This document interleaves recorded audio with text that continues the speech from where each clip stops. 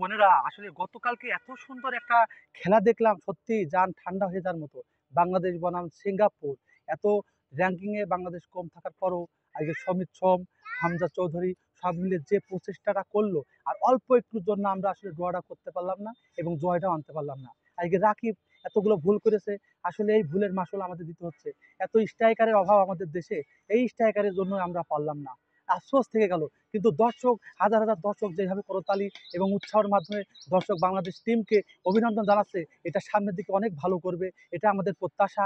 আমরা আগামী দিনের জন্য স্বপ্ন দেখব এবং আস্তে আস্তে আমরা এগিয়ে যাব।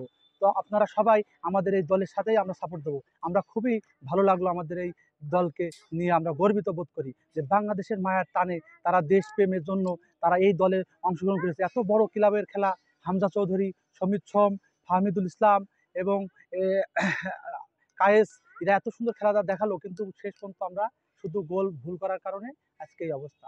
আজকে আমাদের লেগে রেফারিকেও বলি, এত সুন্দর একটা প্লান্টি তিনি কিন্তু সুন্দরভাবে দেখতে পারে, কিন্তু উনি না দেখার ভান করে প্লান্টিটা দিল না।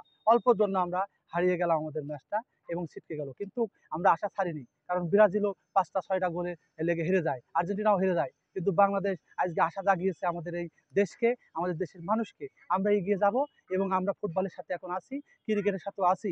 ইনশাল্লাহ আমরা এগিয়ে যাব। আপনারা আমাদের সাথে সবাই, বাংলাদেশ টিমকে আমরা সবাই স্বাগত জানাই এবং এদেরকে আমরা পাশেই থাকবো ইনশাল্লাহ।